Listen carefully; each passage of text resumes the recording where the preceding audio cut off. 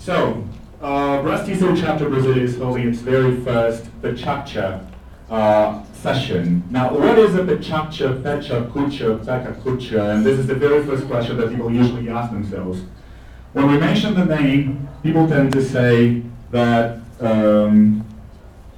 okay. The very first thing that comes to mind is Pecha, Kucha, Pecha, what should I call it, right? The right pronunciation is Pecha, and it comes from Japanese. It means chit-chat. And it is not really important for you to get the right name, actually, right? Now, what is a Pecha? It has been invented in February 2003 in Tokyo in a conference given by designers. So they wanted to find something simple so they could show their ideas and share in a fast, informal setting. So you have 20 slides, and each slide lasts 20 seconds. I can't touch there, it changes automatically. As you can see, I was not touching anything there. So you've got 20 slides ready, and this was done as a way to avoid what's known as death by PowerPoint. In which you go to a workshop, you sit there, and people talk about something, you go like, I don't really like that very much. So it's really fast, so you won't really fall asleep. It's been used in other ELT events, such as BrazTesol and TESOL International, and now we're bringing it to BrazTesol as well. Right, that's Ken Wilson presenting at the Pecha in, if I'm not mistaken, he presented that also in BrazTesol and TESOL France about the diversity of language. And other teachers have also presented it, like Lindsay Clanfield. He was the host of a Pecha session like what I'm doing right now, and he talked about technological inventions for teachers. And he thought of a remote control in which you had two buttons, one of them mute for disruptive classrooms, and the other one talk, so that your students, when you ask for them for their opinion, they don't say anything. Now, why is a Pecha such a good idea? It's a very good opportunity for people to share, to collaborate, to work together. That's exactly what we're trying to do here in BrazTesol. It's a very good link, so they have more people talking about a certain topic. And why is that such a good thing? I don't know if you know this book, Where Good Ideas Come From, but Stephen Johnson, he investigated the origins of 250 inventions. And he refuted the idea of the eureka moment, in which you just say like, yeah, all right, I just got an idea. Instead, he talked about the power of the hunches, and people coming together with different ideas and connecting. That's what made things grow.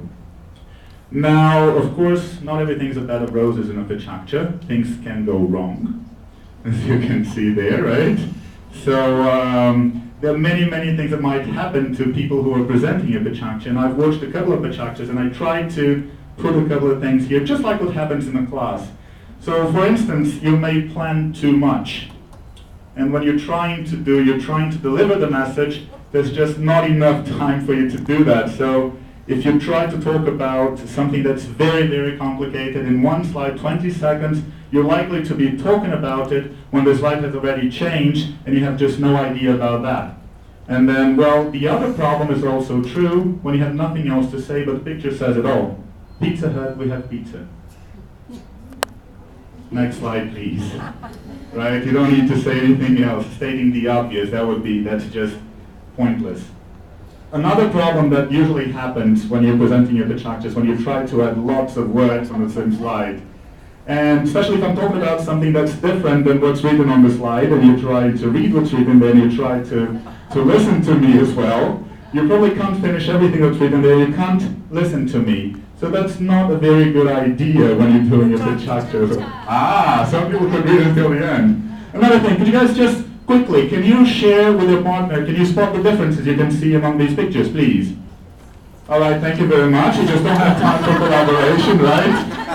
You've got only 20 seconds, and teachers who like eliciting from the audience, who like talking to the audience and interacting, and you can't just do that in a Pecha. And it's very common to see many people not being able to do, just like what happened right now, but there is a silver lining, right? Pechachas are not always bad. They tend to be a great moment of